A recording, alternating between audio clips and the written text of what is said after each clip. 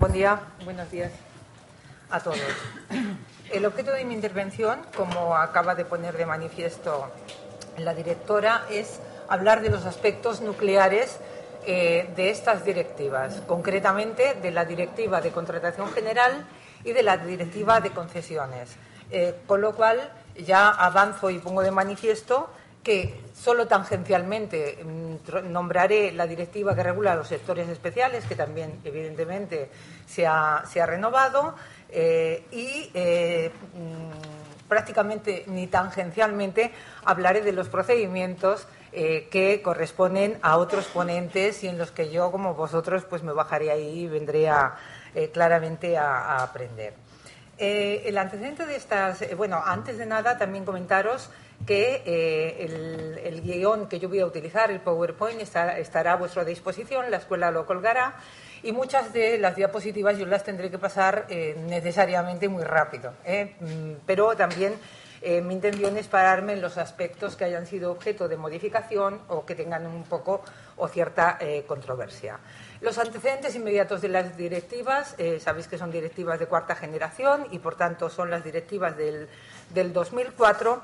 Y estas directivas, lo ha puesto de manifiesto gran parte de la doctrina, lo que ponen de manifiesto es la creación paulatina, tímida inicialmente, pero ahora clara, de un cuerpo legislativo europeo en materia de contratación. Es decir, ya no es unas normas orientadoras, sino la creación de un auténtico, no lo voy a llamar código, pero sí algo muy similar en respecto de aquellos contratos que le interesan a Europa por razón de la materia o por razón, sobre todo, de la cuantía. Estas directivas confiesan como finalidades fundamentales, tiene otras, pero como finalidades fundamentales, digo confiesa porque la propia exposición de motivos así lo pone de manifiesto, dos finalidades esenciales. La primera, aportar seguridad jurídica. ¿Por qué? Porque lo que hace la directiva, o lo que intenta hacer la directiva, es codificar, incorporar al cuerpo legislativo toda la jurisprudencia que se ha ido derramando por el Tribunal Europeo, especialmente en materia de determinación del ámbito subjetivo objeto de aplicación, donde España tuvo un papel destacado porque tardamos bastante en asumir el que se establecía por Europa, pero también en otros aspectos, como por ejemplo los contratos entre administraciones o los denominados contratos domésticos. Es decir, por tanto, hay una incorporación, hay un intento de incorporación positivando esta doctrina del Tribunal Europeo. Y el segundo objetivo que se propone a Europa, no exento de la influencia de todos estos años de crisis, es proceder a una modernización de la legislación comunitaria en materia de contratación con el objeto de utilizar la contratación como instrumento, en el fondo, resumiendo lo que pone en la directiva, de animación del mercado, es decir, intentando coadyuvar el fomento, por ejemplo, veremos, de las pymes en la contratación, adoptando medidas para el fomento de la intervención de las pymes y con el objeto de cumplir un segundo objetivo, que es el lograr, estamos en el tiempo de la economía, el lograr un gasto eficiente o una mayor eficiencia en el gasto derivado de la contratación.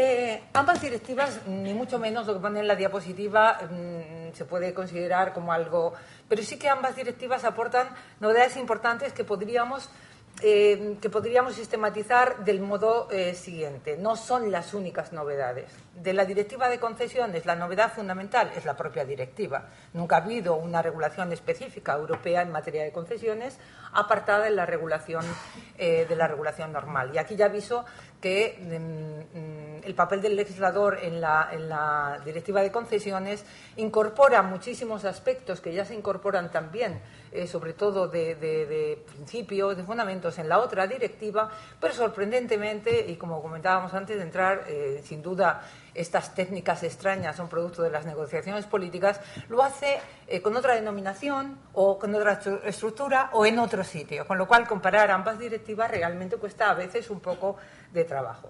Y desde el punto de vista de la directiva de contratación pública, a mí me parece que los aspectos más importantes a destacar es la superación en cuanto a las prioridades a la hora de valorar las ofertas mayor superación de la de ahora, del precio como elemento determinante en la medida en que incorpora la posibilidad de introducir criterios medioambientales, criterios sociales, y en esto hace una apuesta bastante decidida.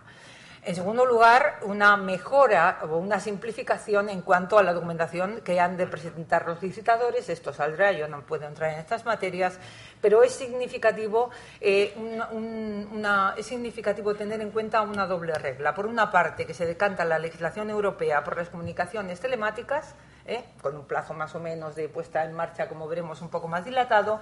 Y en segundo lugar, y a mí me parece que esto es fundamental, facilitando a los licitadores la presentación de documentación mediante un documento único europeo normalizado sin necesidad de aportación de la ingente cantidad de documentación que los tenemos acostumbrados a presentar. Se incentiva también la participación de las pymes con la posibilidad o el fomento de división de los contratos en lotes. Se incorpora un nuevo procedimiento del que se informará aquí, que es la Asociación para la Innovación, cuando el mercado no es capaz de ofrecer los servicios o las obras que nosotros necesitamos. Se endurecen las normas relativas a las ofertas anormalmente bajas y a las subcontrataciones a efectos de un mayor control, y, sobre todo, las directivas ambas apuestan por un régimen absolutamente especial en relación con los servicios sociales y servicios relacionados con los sociales que están enumerados en un anexo de la directiva.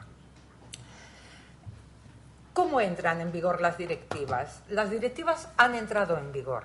Lo que ocurre es que no han desplegado todavía sus efectos derogatorios. Han entrado en vigor porque, al estar previsto en ambas directivas la entrada en vigor a los 20 días de su publicación en el Boletín Europeo, han entrado ambas en vigor el día 17 de abril del pasado año, con lo cual pues prácticamente ya hemos dejado transcurrir, o mejor dicho, el legislador estatal ha dejado transcurrir prácticamente un año del plazo que dispone, como veremos luego, para transponerlas, con la regla específica respecto de la directiva de concesiones de que en modo alguno se aplicará a concesiones adjudicadas o comprometidas, ofrecidas antes de la entrada en vigor. Decía que teníamos que distinguir el plazo de entrada en vigor con los efectos derogatorios de la directiva. ¿Por qué?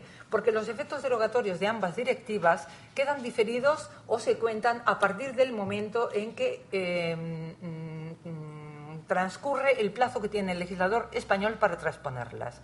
El plazo que tiene el legislador español para transponerlas, en términos generales, es el día 18 de abril. Es decir, se ha otorgado un plazo de 2 años para que los Estados miembros adapten sus legislaciones, y es en aquel momento que queda derogada la directiva anterior de coordinación de los procedimientos de contratación, y que, como consecuencia de la directiva de contratación de concesiones, quedan derogados aspectos muy concretos de directivas que hacían referencia a concesiones de obras y servicios.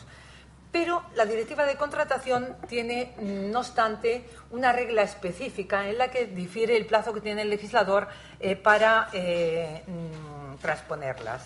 Y esas reglas específicas se condensan en 2 plazos.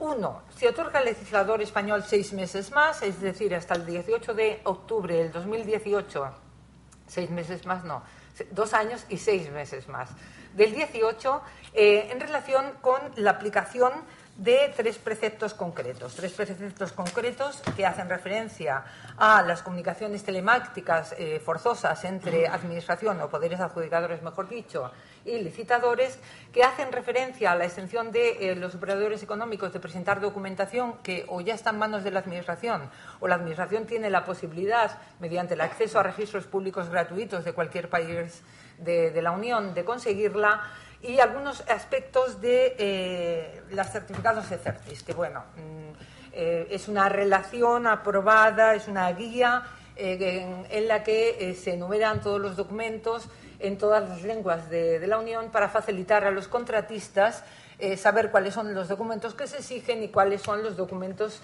que pueden sustituirlos. Es una guía de ayuda. Y se pospone al 18 de abril del 2018, en este caso 2 años, la aplicación del artículo 59.2, que es la implantación con carácter preceptivo del documento único europeo de contratación de que os hablaba antes, por el cual podrán acreditar toda su situación los licitadores en los procedimientos de contratación. Esto no obsta para que, a pesar de que es cierto que las directivas se tienen que transponer en estos plazos, no obsta a tener en cuenta tres aspectos fundamentales. En primer lugar, la posibilidad de que, si el legislador español no transpone las directivas, las transpone insuficientemente o las transpone mal, se puedan aplicar de acuerdo con toda la doctrina que se ha dictado por el Tribunal Europeo, se pueda generar un efecto directo vertical de las directivas al derecho español. Para lo cual, ¿qué se necesita según esta jurisprudencia? En primer lugar, que se trate de disposiciones las que se van a aplicar, incondicionales, es decir, que no sean potestativas por parte del legislador nacional y que sean lo suficientemente claras y precisas porque no haya duda ninguna en la aplicación. Y esto se pone de manifiesto a través de tres reglas. La más clara, la posibilidad de invocar ante los poderes nacionales, ante el Estado y el resto de poderes públicos o ante los tribunales, la aplicación de la directiva frente a una normativa interna, una normativa española que la contravenga. En segundo lugar, la obligación del juez nacional, por tanto, de aplicarlas, incluso de dictar una sentencia determinando la responsabilidad y el derecho a indemnización del Estado legislador que la ha traspuesto mal o que no la ha traspuesto. Incluso la posibilidad de aplicación directa por parte de las demás administraciones públicas, aunque en este caso la doctrina se divide. Hay quien considera que para que las demás administraciones públicas, por ejemplo un ayuntamiento, a la hora de aprobar sus pliegos de condiciones, puedan aplicar las directivas directamente por falta de transposición del Estado dentro del plazo, se necesita un acto de los particulares afectados pidiendo la invocación. Y hay hay parte de la doctrina que yo particularmente me gusta más decantarme por esta última, que considera que no hace falta que se lo invoque nadie, sino que los poderes locales y regionales también pueden aplicar, las administraciones públicas en general también pueden aplicar las directivas directamente cuando se dan estos requisitos de incondicionalidad, claridad y precisión, cuando ha pasado el plazo y el Estado no ha traspuesto la legislación. Segunda regla importante a tener en cuenta, el artículo 189 del Estatuto de Autonomía de Cataluña. ¿Qué permite qué? Que permite que el legislador catalán, en el ámbito de sus competencias, no tenga que esperar a la transposición por parte del Estado español y pueda, dentro de ese ámbito, dictar las normas que considere convenientes en aplicación de la directiva. Aquí la única limitación que tiene el legislador nacional, y de esto ya ha habido también jurisprudencia, la única limitación, concretamente la sentencia del Estatut, la única limitación que tiene el legislador autonómico es que si posteriormente el Estado aprueba la legislación básica en materia de contratación y la legislación catalana que se ha dictado no se ajusta totalmente a ello, tiene el deber de adaptarse, pero de primeras no tiene por qué, en el ámbito de sus competencias, esperar.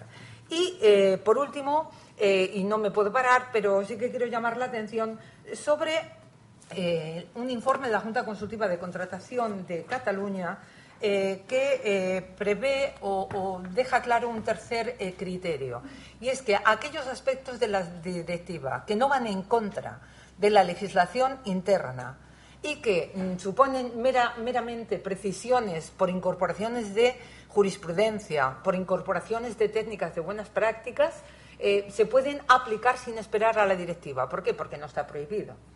Y en este sentido, pues os recomiendo la lectura de este informe, que he de decir que conocí a través de personal del ayuntamiento cuando estaba preparando este tema, y va muy referida pues al tema de los lotes, al tema de las buenas prácticas, es decir, merece la pena la lectura porque te hace reflexionar sobre las posibilidades que tenemos sin esperar a dentro de un año y medio. ¿Cuál es el objeto de las directivas?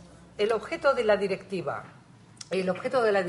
de contratación, evidentemente, es regular los contratos que realicen uno o varios poderes adjudicadores en materia de obras, suministros, servicios y concurso de proyectos cuyo valor estimado, de acuerdo con las reglas establecidas por la propia directiva y que se contienen en la legislación nacional, supere determinados umbrales. Aquí, por tanto, las notas, os he de decir que en relación con este aspecto no hay que distinguir realmente diferencias, simplemente poner el énfasis y recordar que las notas esenciales, por tanto, son onerosidad. Si no hay contraprestación, no es un contrato y, por tanto, no están dentro de las directivas. Afecta a tipos concretos de contratos. La regla fundamental son los umbrales. Y da igual que el contrato se destine a la consecución de un fin público o no. El objetivo es el instrumento y quién contrata. Y para ello, sin grandes novedades significativas, lo que hace la directiva es contener un artículo con las definiciones de diferentes aspectos, entre otros, de contratos públicos, de cada uno de los tipos de contratos, de adjudicadores, de licitadores, bueno, hace una... No hay novedades que merezcan la pena discutir. En cambio, la Directiva de Concesiones, ¿qué tiene por objeto? Lo que tiene por objeto, la primera diferencia es que tiene por objeto la contratación por parte de poderes adjudicadores y también de entidades adjudicadoras. Luego veremos, al hablar del ámbito subjetivo, qué son las entidades adjudicadoras, pero bueno, ya nos suenan de las directivas de los sectores especiales, por ejemplo. Bueno, pues tiene por objeto regular los procedimientos de contratación de poderes adjudicadores y entidades adjudicadoras, solo que cuando se trata de entidades adjudicadoras está circunscrito a una relación de servicios, no al ámbito de todos los servicios. Están en una relación, en un anexo de la directiva, gas, electricidad, calefacción, transporte, es decir, nos pillan a nosotros bastante lejos, no es el ámbito de nuestro día a día. ¿Mediante qué? Mediante concesiones de obras o servicios cuyo valor estimado, de acuerdo con las reglas que establece la propia directiva para calcularlo, supere determinados umbrales. Ahora mismo estamos definiendo el objeto, no he entrado todavía en el ámbito de aplicación subjetivo. Es decir, aquí, ¿qué se pone de manifiesto? Aquí, evidentemente, la Directiva de Concesiones tiene también un artículo destinado a los conceptos, a las definiciones, entre los cuales merece la pena destacar la definición de concesión de obras y la definición de concesión de servicios públicos, en el sentido de que son contratos que conllevan la ejecución de obras o de servicios diferentes de la ejecución de obras cuando la contraprestación es el derecho a explotar esas obras o servicios solo acompañado del pago de un precio. Esta es la definición. Y esto implica, y abre un tema interesante, yo os hago algunas reflexiones en la directiva que yo no voy a entrar, y no voy a entrar porque hay un ponente muy cualificado en este tema que lo va a tratar esta mañana, pero eso, la esencia, digamos, de las concesiones es el transferir al concesionario un riesgo operacional de carácter económico, es decir, que no tenga asegurado el contrato y eso con independencia del deber de la Administración de mantener el equilibrio económico de las concesiones. Un poco es es el elemento que actualmente nos tendría que servir, si es que fuera fácil, para deslindar los contratos actuales de gestión de servicios públicos de los de servicios, y que en el futuro será el elemento para deslindar concesiones de servicios de contratos de servicios puros y duros, y que yo creo que es uno de los aspectos que requerirán del legislador español mayor necesidad de nueva regulación. Paso las dos diapositivas, más que nada porque ya las había hecho a nivel de ver qué es ese riesgo, y es un tema que, insisto, se debatirá esta mañana. Y entramos, claro, hemos definido que el objeto de las directivas tienen por objeto contratos. ¿Qué pasa cuando los contratos, como sucede ya actualmente, se dan diferentes prestaciones?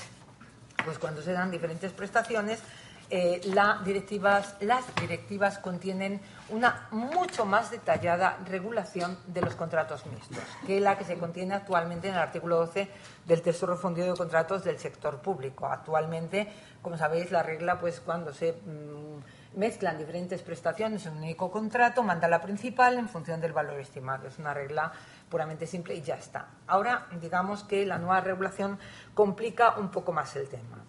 ¿Qué hace? Lo primero que hace es distinguir si la mezcla de prestaciones son de prestaciones de la propia directiva o se mezclan prestaciones reguladas por esa directiva y otras. Otras o ninguna, fuera de la directiva. Y esto lo hace en los dos casos, tanto en la directiva de contratación como en la directiva de concesiones. Si se mezclan prestaciones de la misma directiva, por ejemplo, en la de contratación, obras con servicios, obras con suministros, aquí estamos ante la regla del artículo 12 de nuestra legislación, pura y dura, el valor más alto de lo que se denomina lo que va a dar la condición de prestación principal, no hay más. Si por el contrato se mezclan prestaciones reguladas por la directiva con otras diferentes, de diferente régimen jurídico, la directiva de contratación y la directiva de concesiones establecen varias reglas. La de contratación, por ejemplo, distingue tres supuestos. Distingue dos supuestos específicos y una regla general. Es decir, si se mezclan prestaciones de la directiva de contratación, contratos, obras o servicios, con otras prestaciones que no se regulan en la directiva, el poder adjudicador tiene la opción de adjudicar varios contratos, en cuyo caso cada cual se rige por el régimen económico de la prestación que constituye su objeto, o tiene la posibilidad de adjudicar un único contrato, en cuyo caso, con independencia del valor económico de cada prestación, ese contrato se va a regular necesariamente por la directiva de contratación. Por tanto, ya es una excepción a la regla general simple que tenemos en la legislación nacional. Si los contratos incluyen prestaciones propias de la directiva de contratación, es decir, obras, suministros o servicios, y además prestaciones que constituyan una concesión, también el legislador europeo se decanta porque la legislación aplicable va a ser la directiva de contratación general cuando las prestaciones superen, por tanto, los umbrales de esa directiva en cuanto a las obras, los servicios o suministros. Y luego da un régimen especial a los contratos mixtos de obras, servicios o suministros que además tengan prestaciones sujetas a la directiva de sectores especiales, porque en este caso prima la directiva de sectores especiales. Digamos que este sería un poco el régimen general. Bueno, luego hay, lo veremos en la diapositiva siguiente, tanto en una directiva como en otra, previsiones especiales en las que nosotros no tenemos ninguna competencia, pero previsiones especiales en materia de contratos mixtos que incorporen prestaciones que afecten o estén relacionadas con la seguridad y la defensa. Es otra, pero no nos interesa. ¿Qué pasa con la directiva de concesiones? Pues la directiva de concesiones, al regular los contratos mixtos a efecto de determinar el objeto de los mismos, hace lo mismo. Según que mezcle prestaciones de la misma directiva, por ejemplo, obras y servicios, o, por ejemplo, concesiones mixtas que incluyan servicios ordinarios con servicios sociales que tienen un régimen especial en la propia directiva. O hace lo que la otra, según que las prestaciones que se mezclen no estén reguladas por la misma directiva. Es diabólico el lenguaje europeo, yo lo comprendo, pero es exactamente el régimen que establece, aunque yo odie esta manera de expresarse de los legisladores europeos. Bien, cuando se trata de prestaciones de la misma directiva, obras y servicios, el objeto principal, la regla general del artículo 12. El derecho español ya está adaptado a medias. Cuando se trata de concesiones que mezclen prestaciones de la misma directiva por el diferente régimen jurídico, servicios sociales, luego veremos el régimen jurídico especial, y otros servicios, mandará el valor estimado más alto. Por tanto, también más o menos lo tenemos claro. ¿Qué pasa si las prestaciones que se mezclan son de prestaciones de la directiva de concesiones y de fuera de la directiva de concesiones? En este caso se aplica la misma técnica de prestaciones, la posibilidad de separar o no el contrato con los mismos requisitos que hemos comentado antes para la otra, y se regulan por pasiva, porque en el fondo se deducen de la otra directiva tres supuestos. El supuesto de los contratos en los sectores especiales, que sigue el mismo camino que en la otra, se rigen por la directiva de sectores especiales. Las prestaciones que se regulen por la Directiva de Concesiones y la Directiva de Contratación General, que, como hemos dicho antes, prima la Directiva de Contratación General, con una única excepción. Con una única. Y es que cuando lo que se mezcle es una concesión de servicios con una concesión de suministros, ya no primará la Directiva de Concesiones, sino mandará el valor más alto. Y por último, la directiva, en materia de contratos mixtos, la directiva de contratación ya no aporta ninguna novedad más, pero la directiva de concesiones sí que aporta una nueva novedad. Y es que distingue entre concesiones que afecten a las materias del anexo 2, aquellas de las entidades adjudicadoras, es decir, el gas, la calefacción, la electricidad, el transporte, con otras actividades que no sean propiamente estas.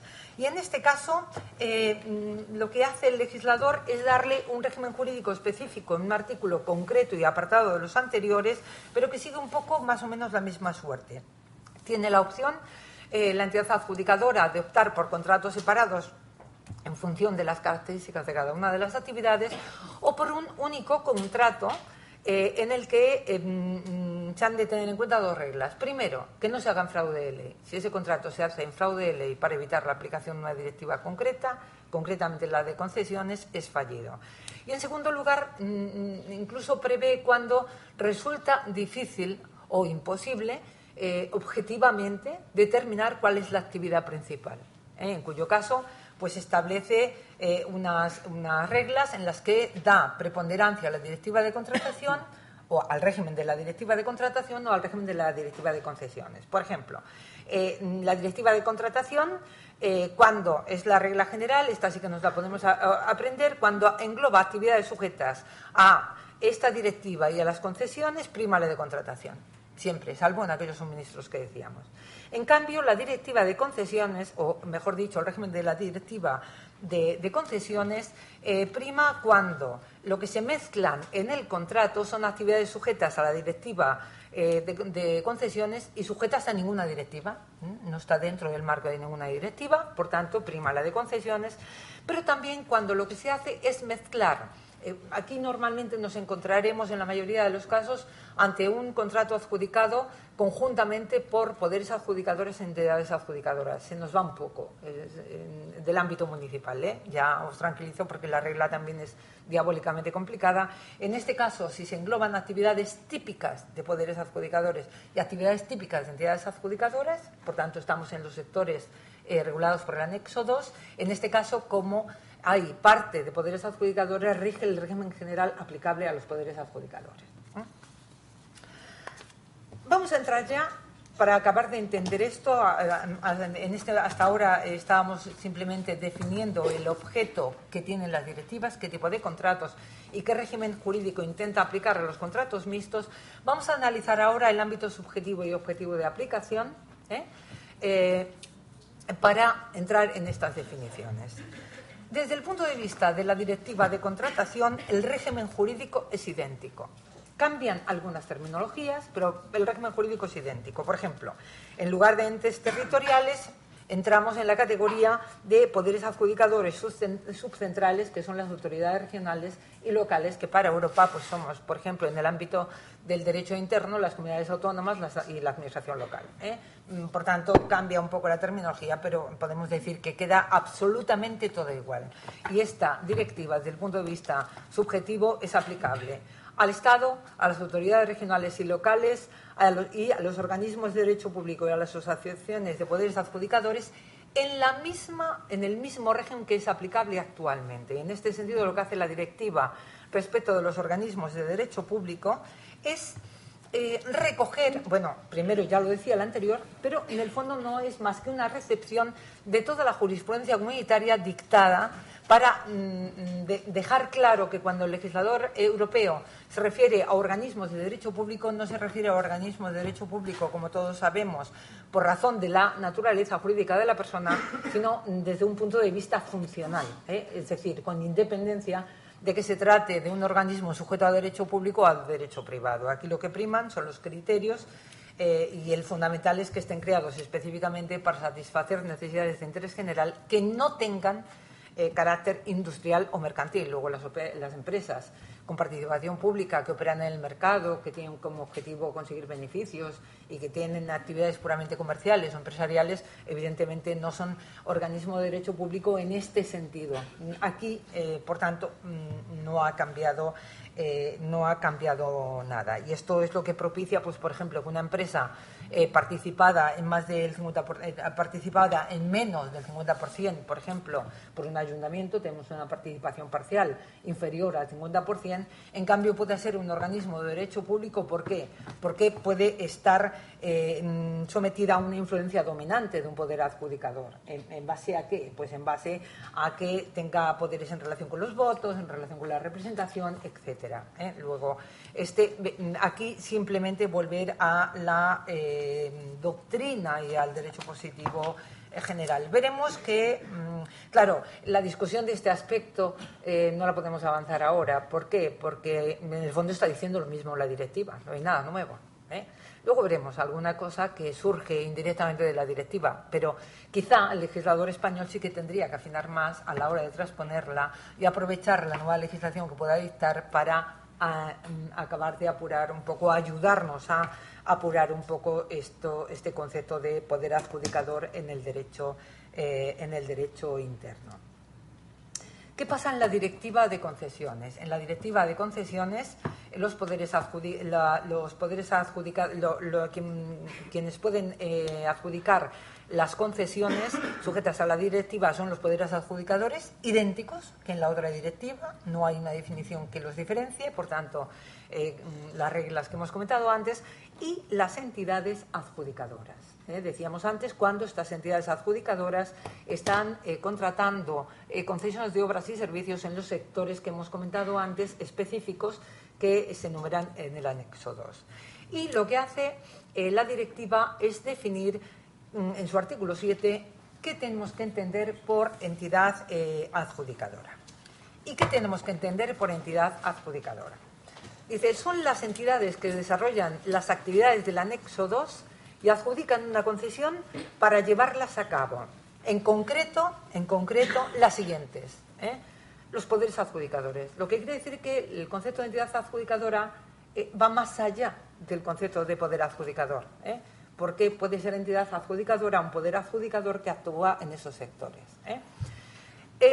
Pueden ser entidades adjudicadoras las empresas públicas en las que se produzca directamente o indirectamente, de manera de ida o de vuelta, es decir, ahora explicaré qué quiero decir con esto, una influencia dominante, es decir, empresas públicas sobre las que los poderes adjudicadores tienen una influencia dominante, o al revés, ellas tienen una influencia dominante sobre los poderes adjudicadores. Esto me refería con el efecto ida y vuelta. Pero que no puedan ser consideradas organismos de derecho público de los que hemos comentado antes porque no se cumplan exactamente las condiciones. En este caso, ya avanza una cosa. En el ámbito de la administración local, esta influencia, este efecto de influencia dominante solamente se puede producir directamente porque tenemos prohibida los holdings y, por tanto, la influencia dominante difícilmente se va a poder producir indirectamente a través de un ente instrumental interpuesto. Y, en segundo lugar, pues, por ejemplo, ¿qué entraría aquí? Pues pensemos una empresa pública que no es organismo de derecho público porque no ha sido creada, o al contrario, porque ha sido creada para hacer actividades puramente comerciales, empresariales en el mercado. Por tanto, entraría por esta vía. Y los criterios de influencia dominante son los mismos con los que estamos acostumbrados a trabajar ya. Mayoría de capital, mayoría de votos en los órganos de decisión o poder de designar la mayoría de los representantes en estos órganos de dirección, administración o supervisión. Aquí, en mi opinión, no hay novedades en cuanto al efecto de influencia dominante. ¿Qué son entidades adjudicadoras también? Pues son entidades adjudicadoras también las entidades que son diferentes de las anteriores, no cumplen los requisitos, pero tienen derechos especiales o exclusivos concedidos por las autoridades competentes.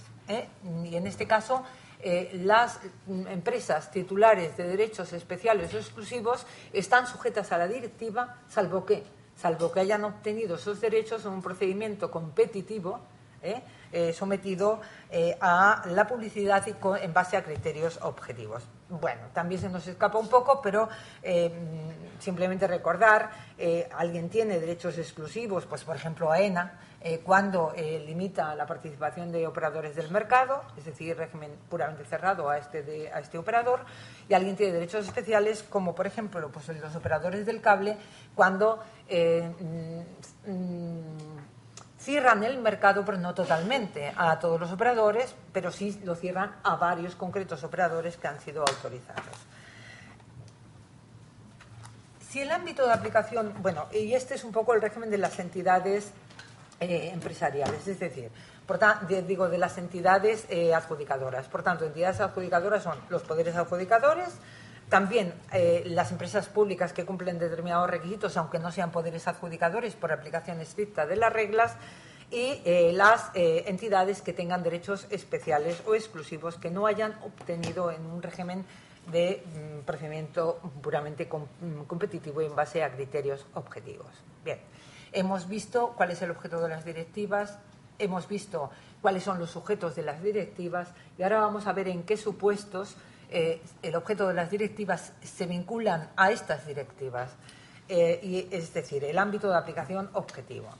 Desde el punto de vista del ámbito de aplicación objetivo, la directiva de contratación es aplicable a las obras, contratos y suministros, como decíamos antes, y con concursos de proyectos, cuando superan los umbrales comunitarios, los umbrales que ha establecido el legislador comunitario y que cada 2 años va a revisar, ahora ya lo hace periódicamente.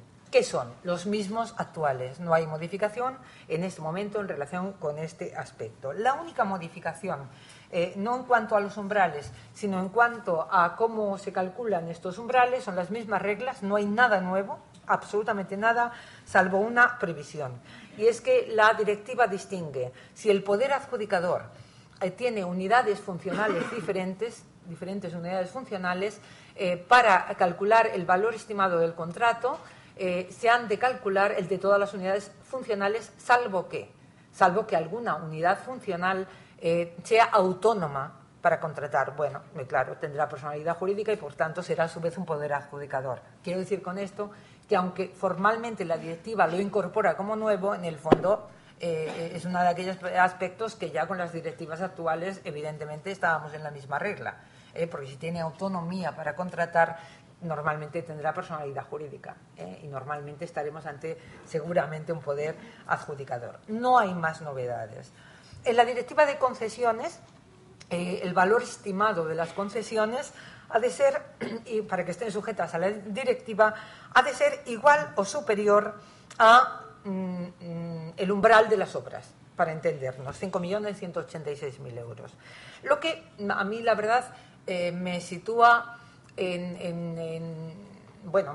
una situación puramente expectativa de ver qué hará el legislador español, porque las concesiones de obras y servicios, como tienen el mismo umbral, no me preocupan, pero ¿qué pasará con las concesiones que sean claramente concesiones de servicios o de suministros que estén por debajo del umbral?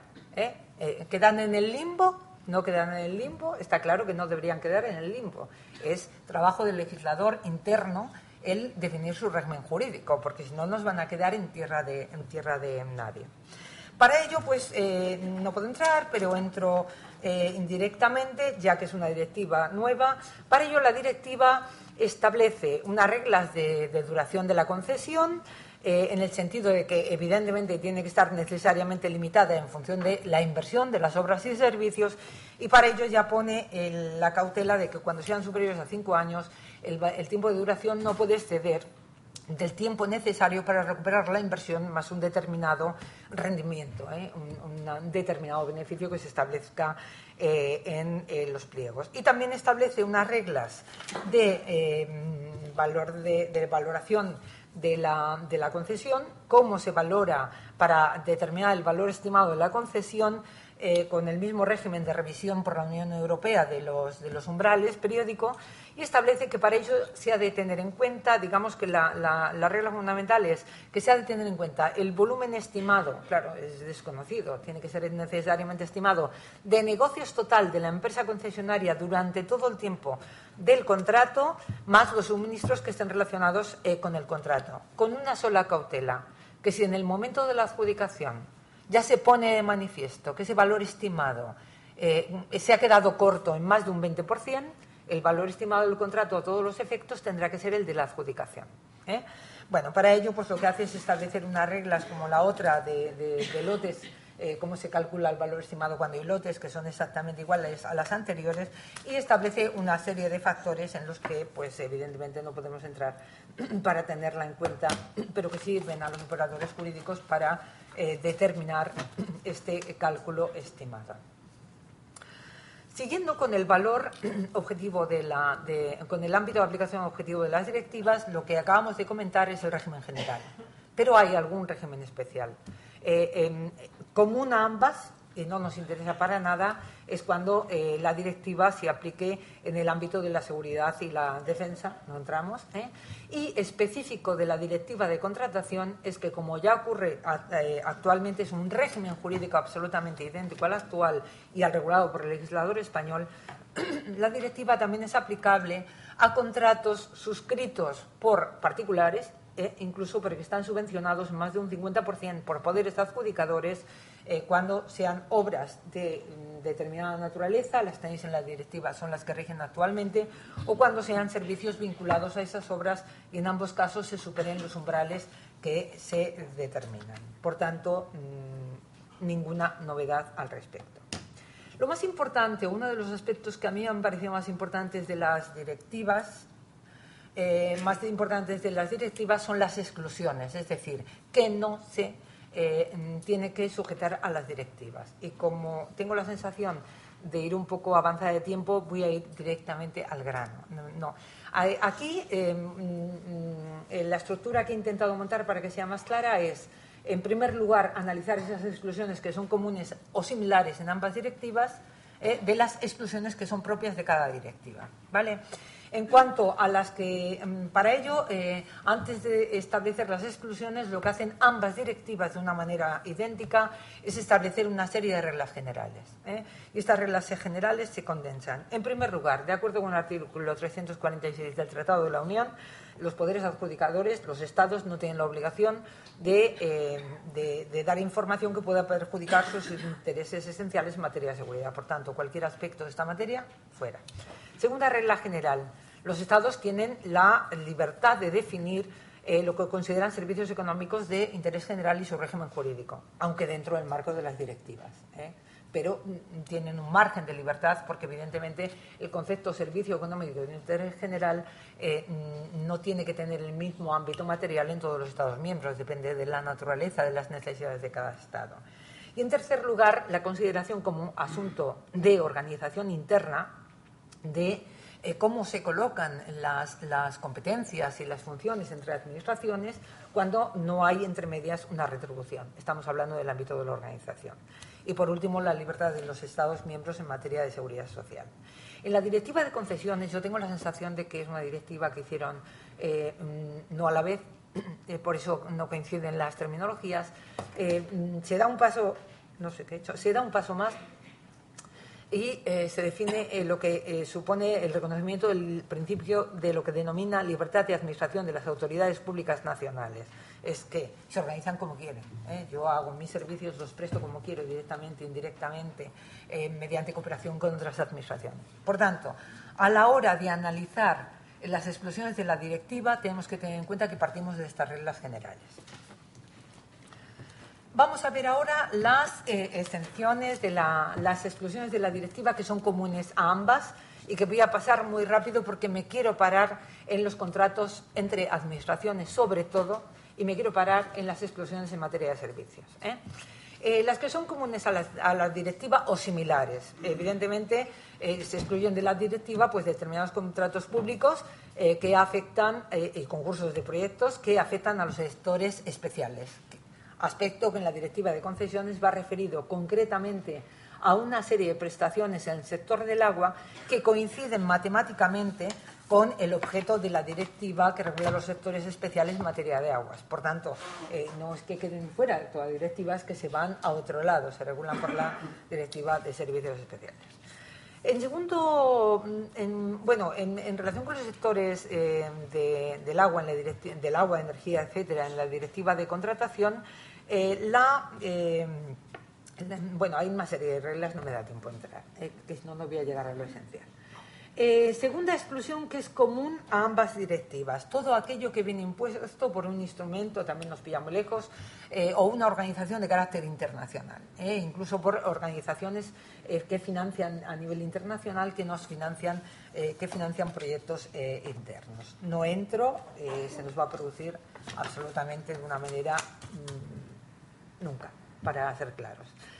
Más exclusiones comunes o similares. Se excluyen de las directivas los contratos públicos relacionados con la explotación de redes de comunicaciones.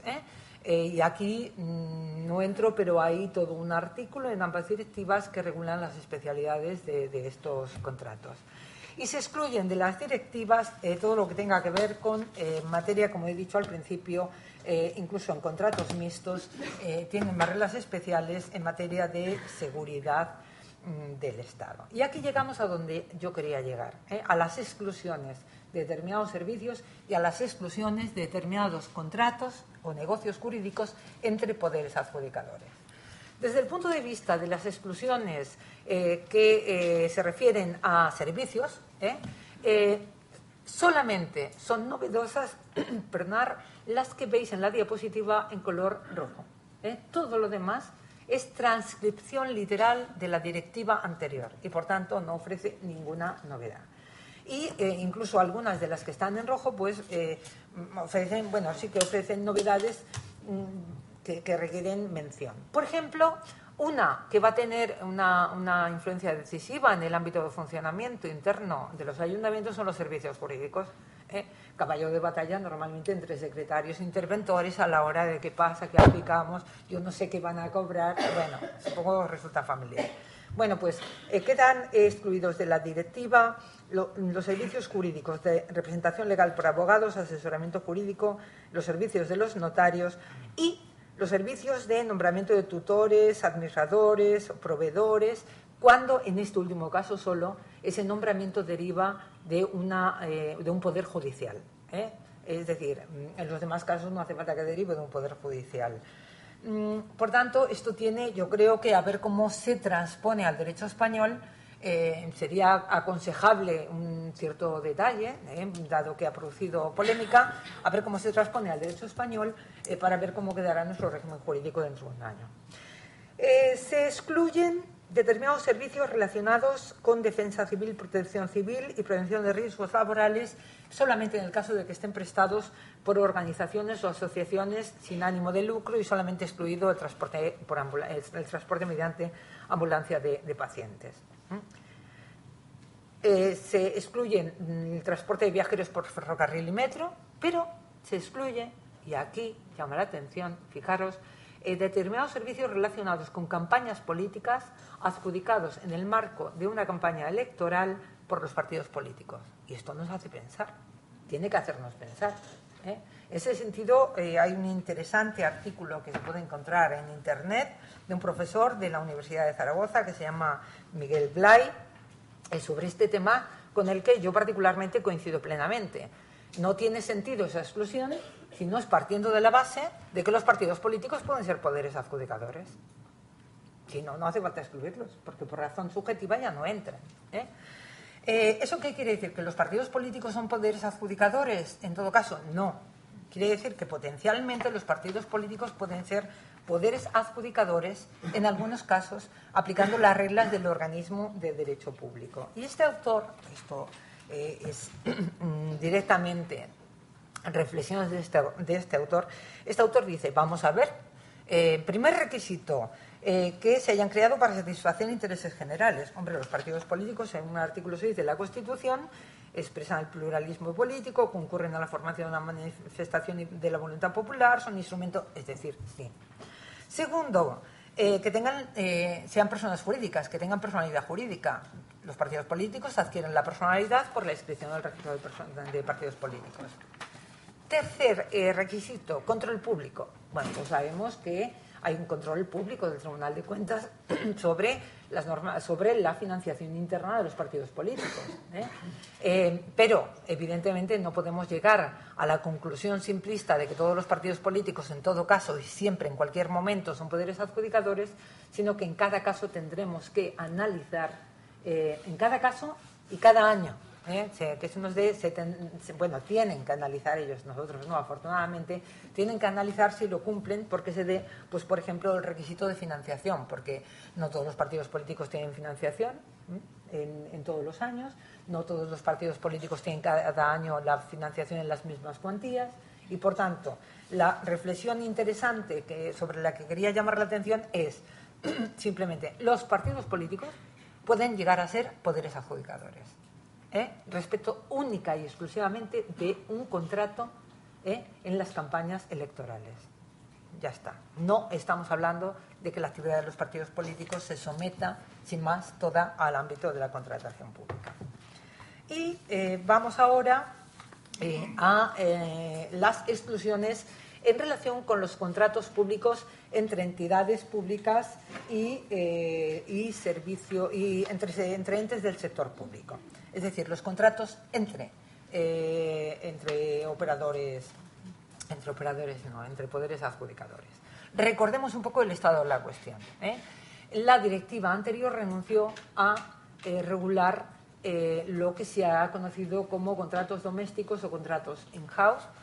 Fue la jurisprudencia comunitaria la que estableció los parámetros, y esto es lo que hizo que el legislador español incorporara en el artículo 4.1n y en el artículo 24.6 del texto refundido de la Ley de Contratos del Sector Público la exclusión de los negocios jurídicos que adjudicáramos a nuestros entes instrumentales cuando tuvieran la condición de medio propio del ayuntamiento, porque estamos hablando del marco de los ayuntamientos. Y para esto, pues el legislador español había incorporado la jurisprudencia comunitaria y había llegado a la conclusión de que tenía que estar previsto en sus estatutos, que era medio propio servicio técnico. El ayuntamiento, vamos a centrarnos en el ejemplo municipal, pero extrapolable a otros operadores jurídicos, el ayuntamiento tenía que tener un control análogo sobre este ente al que tiene sobre sus propios servicios. Este control análogo no se había medido, alguna sentencia comunitaria había llegado a utilizar dos factores. Uno, en algún caso yo he leído en alguna parte, el 90% de la actividad tenía que ser por el poder adjudicador, y en otros casos se utilizaba el término actividad marginal, es decir, el ente instrumental, que era medio propio, solamente tenía que tener por fuera de su poder adjudicador una actividad puramente marginal, no podía tener. Y el siguiente requisito que se establecía era, en el caso de entes instrumentales que fueran empresas públicas, que el capital fuera 100% municipal, y poco más. Esta era un poco la regla. Y esta regla, pues en el derecho español se utiliza a través de la técnica de las encomiendas de gestión, y todos sabemos o todos intuimos que se utiliza bastante mal. Por ejemplo, encomiendas de gestión hechas a entes instrumentales que olvidan que se les hace a ellos porque son entes instrumentales y ya tenemos los medios, y van esos entes instrumentales y las sacan al mercado después, olvidando que cuando son obras sí que podrían llegar a sacar hasta el 50%, porque son los contratos de colaboración empresarial que puede sacar la administración cuando hace obras por administración, pero lo demás es un fraude, un retorcimiento de la ley, en mi opinión, clarísimamente hablando, que en mi opinión distorsiona el mercado. ¿Qué hace la directiva? Pues la directiva regula, y luego la otra regla del derecho español que no he comentado es la de los convenios administrativos, excluir los convenios de colaboración administrativo con la regla general de que, salvo por su naturaleza, tengan la consideración de contratos sujetos a la ley. Y ya nos tenemos que buscar nosotros en cada caso un poco la regla. Bueno, pues aquí yo creo que las directivas van a obligar a afinar un poco más. Respecto de las exclusiones que voy a comentar de esta diapositiva, lo que comente es común a las dos directivas. Veremos en la siguiente que luego hay una parte propia de la directiva de contratación. Primera convicción de la directiva: los negocios jurídicos entre poderes adjudicadores, entre administraciones, por ejemplo, son contratos. No son otra cosa, son contratos. Y excluye de la directiva los contratos entre poderes adjudicadores o entre estos poderes, una asociación de poderes adjudicadores. ¿Cuándo? Pues cuando el poder adjudicador tenga un derecho exclusivo. ¿Por qué? Pues porque no puede haber competencia. Esto no hay, es el caso de AENA, este no ofrece ninguna duda. Un segundo nivel se excluyen de la directiva los contratos celebrados exclusivamente entre dos o más poderes adjudicadores, es decir, no tiene que haber intervención, en principio parece privada, son contratos entre poderes adjudicadores que tienen una misión de servicio público en común o relacionada. Es decir, lo cierto es que el artículo habla de misión de servicio público compartida, pero la exposición de motivos también permite cuando las misiones de servicios públicos de uno y de otro no sean compartidas, sino que estén relacionadas, que sea complementaria una de otra. En este caso, ¿qué exige para que esta cooperación, para entendernos, entre poderes adjudicadores no entre dentro del régimen de la directiva? Pues exige 3 requisitos que yo creo que van a exigir del legislador español algo más que la exención de los convenios administrativos, sino un detalle mayor. Exige que se establezca una misión de cooperación a fin de conseguir un fin público común de los dos. Segundo, que se guíe la misión únicamente por objetivos de interés público, nunca un interés puramente relacionado o pseudoempresarial.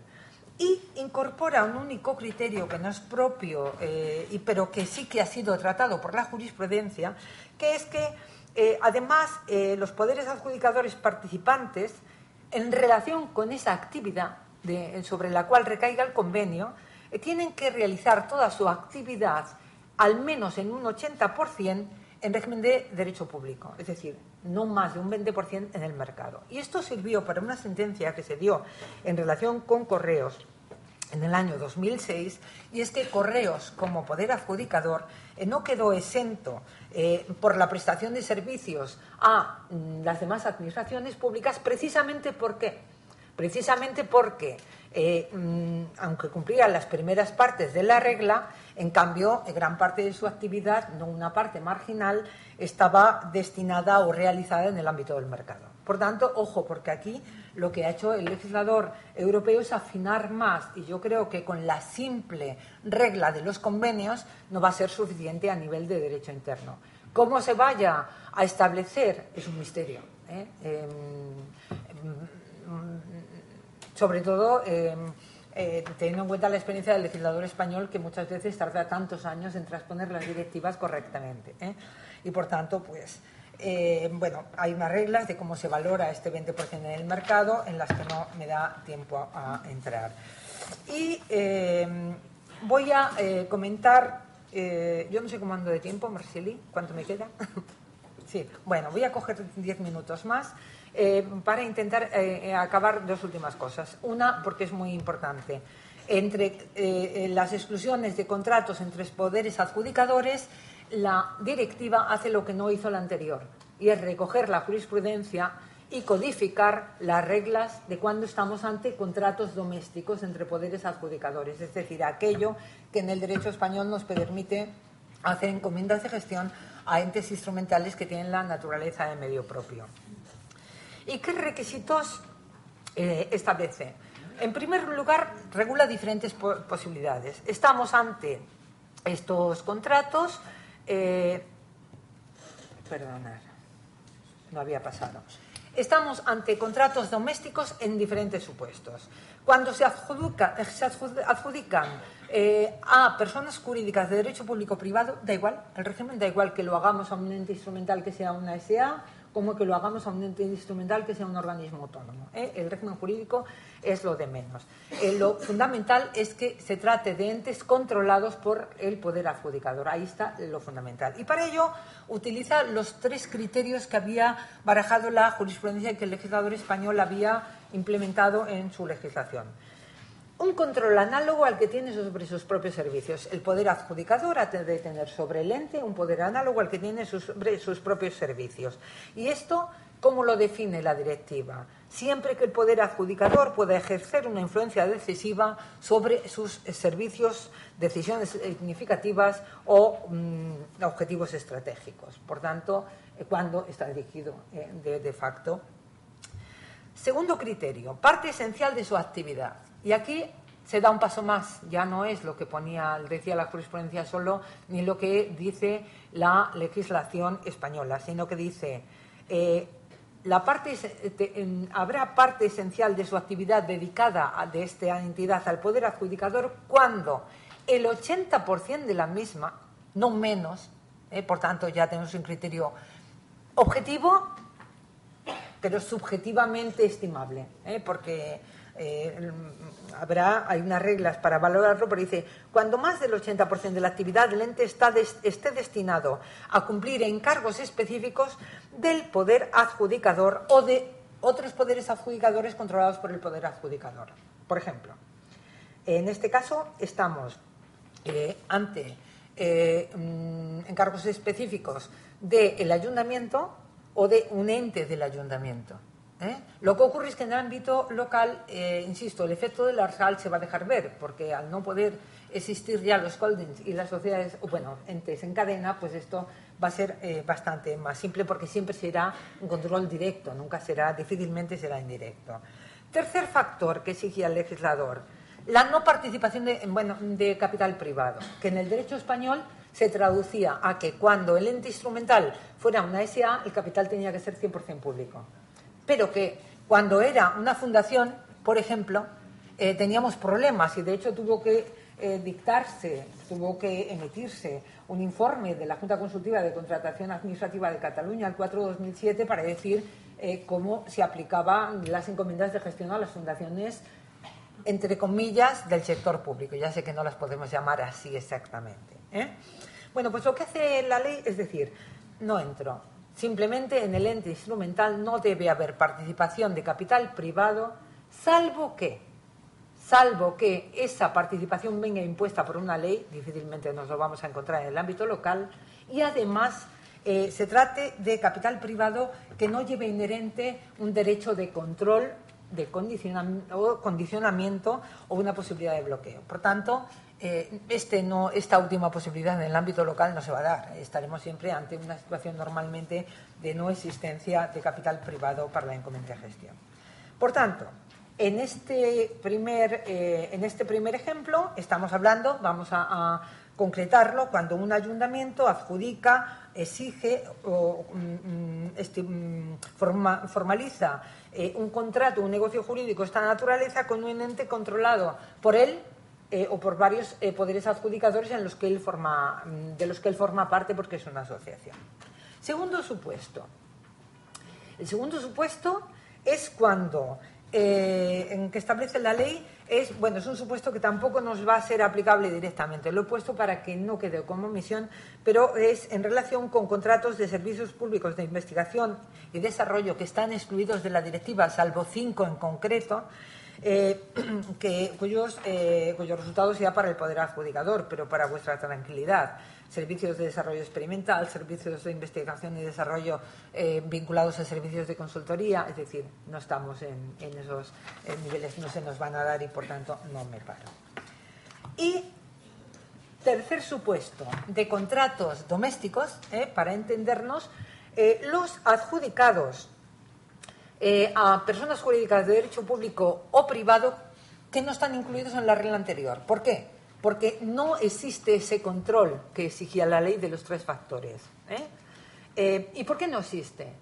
¿Y por qué es un contrato doméstico? Porque lo que hace con esta última regla, la directiva, es permitir que ese control o esos requisitos se cumplan no de manera individual por el poder adjudicador, sino de manera colectiva por ese poder adjudicador junto con otros poderes adjudicadores. La sentencia Traxa va por aquí. Todos sabéis que hay encomiendas de gestión realizadas por comunidades autónomas que ni siquiera son parte de la sociedad a la que se encomienda, como consecuencia de aquello. Por tanto, ¿esto qué quiere decir?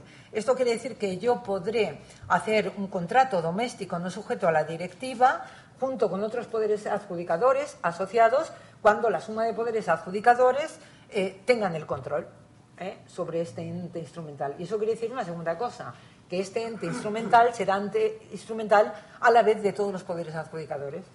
Y esto ofrece otro escenario. Bien, no me paro en los requisitos porque los requisitos son realmente parecidos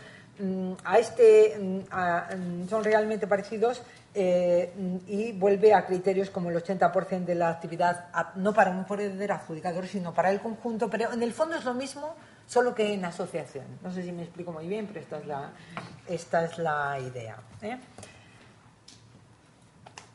Y luego ya hay algunas exclusiones que son particulares de la directiva de concesiones y que nos van a recordar un poco lo que acabamos de comentar. En la directiva de concesiones no se habla de los contratos domésticos, pero en la directiva de concesiones se excluyen algunos contratos adjudicados a empresas asociadas o algunos contratos adjudicados a empresas conjuntas.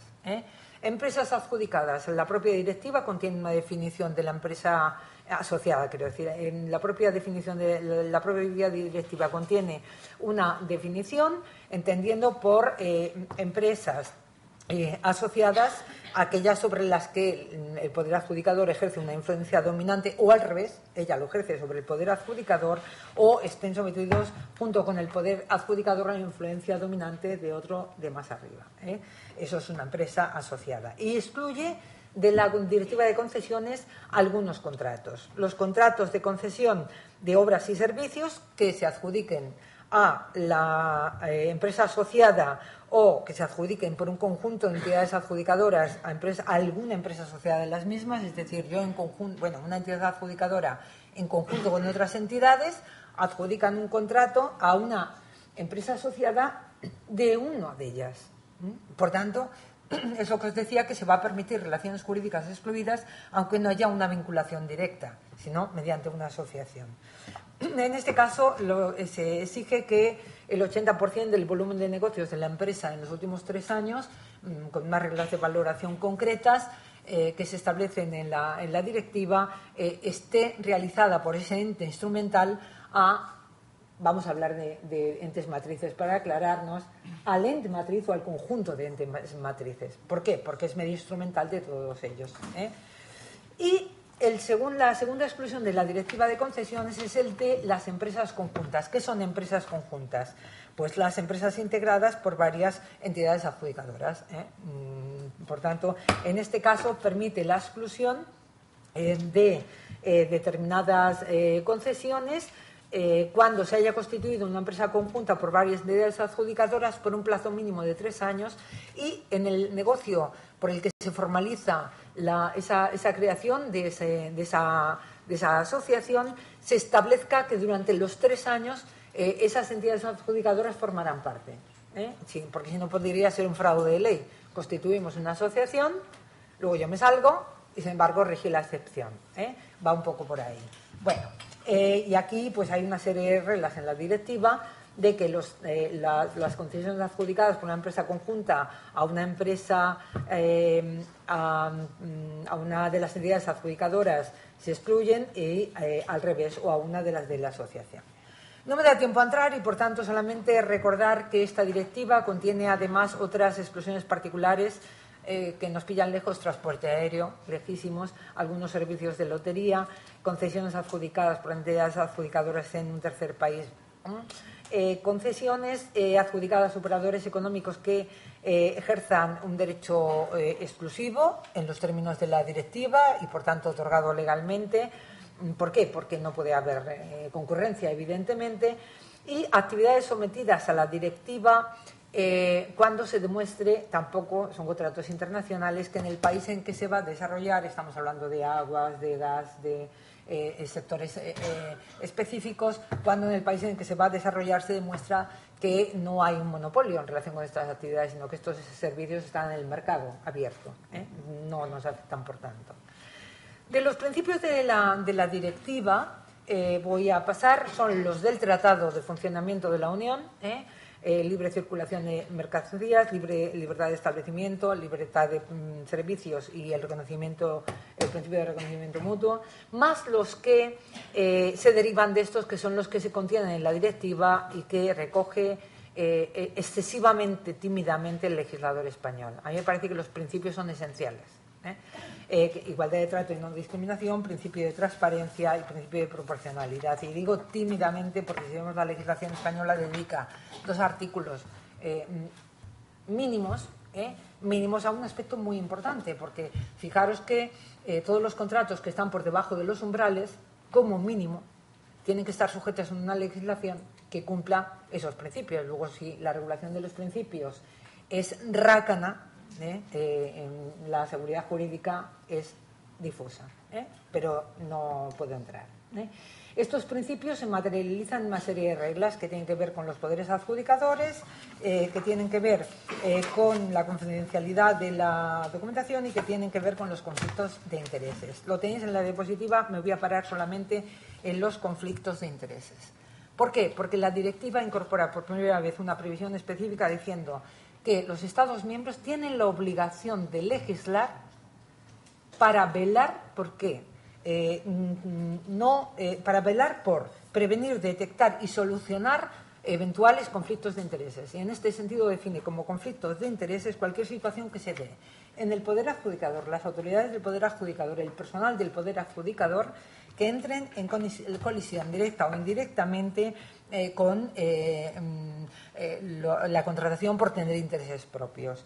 Y yo creo que aquí también el legislador español debería hacer una reflexión, porque medidas que tenemos en la legislación española que velen por ello, pues bueno, sí, el deber de abstención y el poder de recusación de la legislación de procedimiento administrativo, la prohibición de contratar que se contiene en el artículo 60, cuando esté afectado por la ley de incompatibilidades, de intereses, y la prohibición de participar en una contratación cuando se haya participado en la elaboración de los pliegos. Pero bueno, a mí me parece que esto tendría que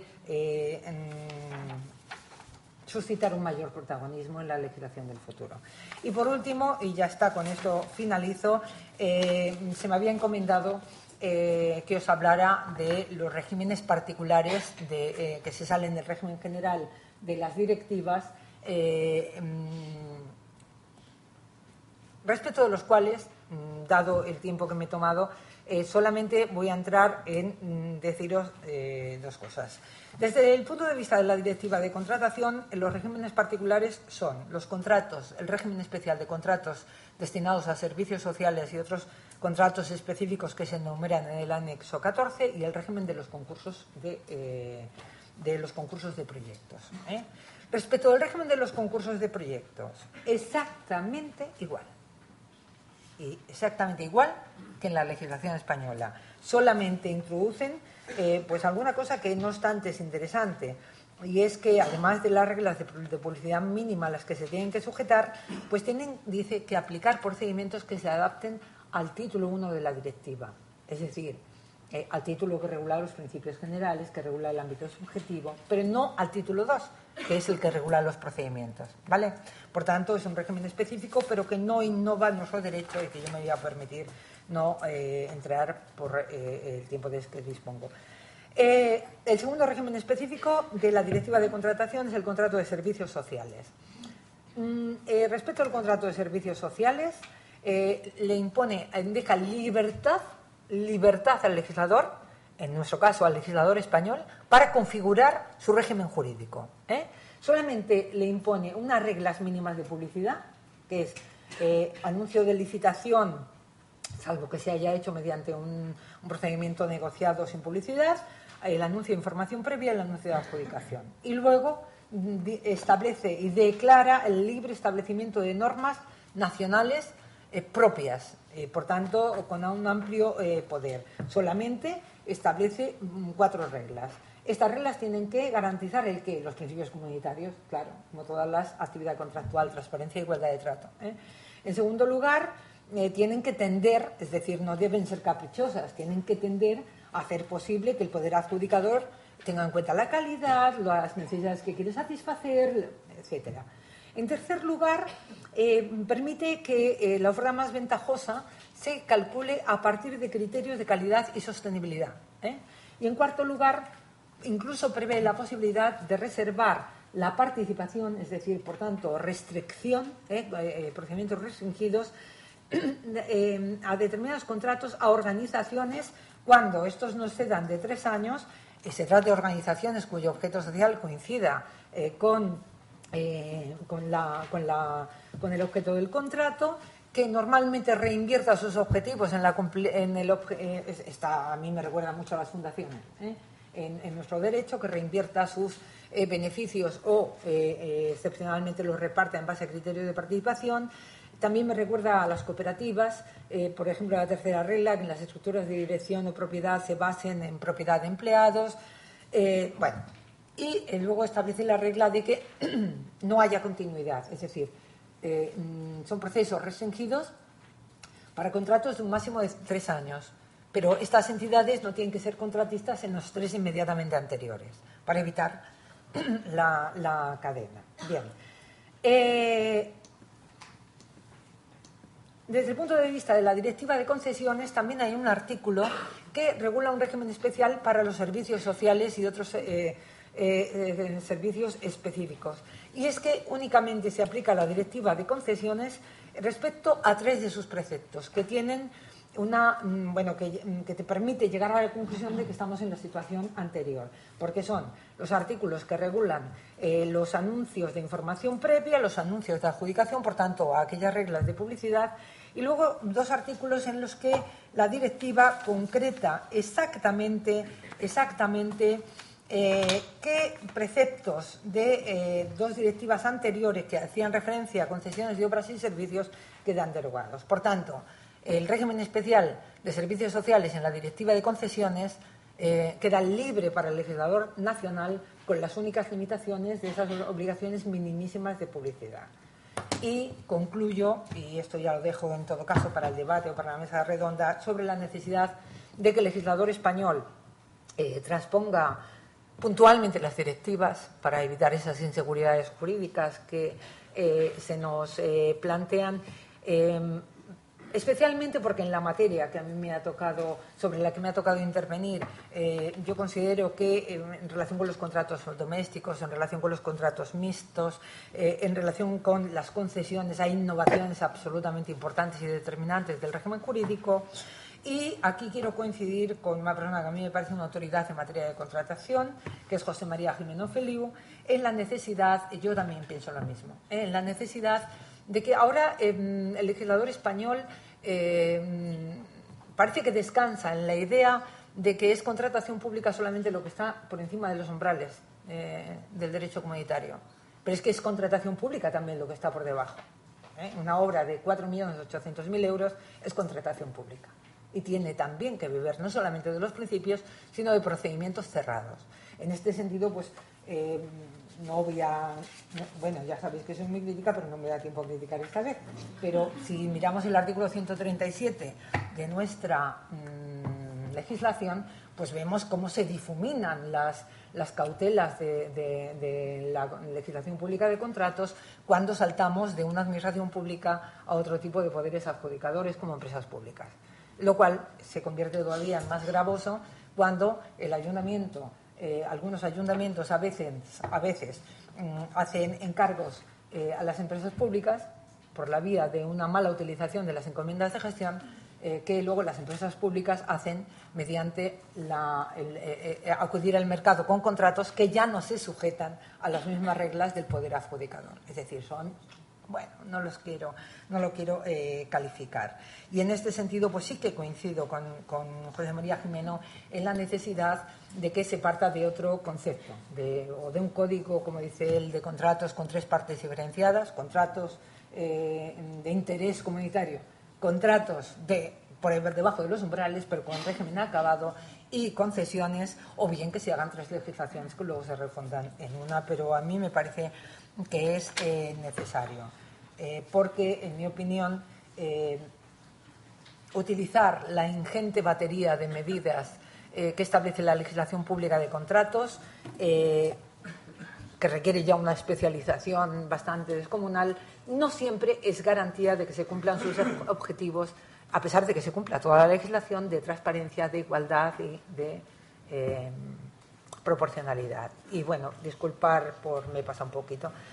Muchísimas gracias, y en todo caso, pues si hay alguna pregunta, estaré encantada.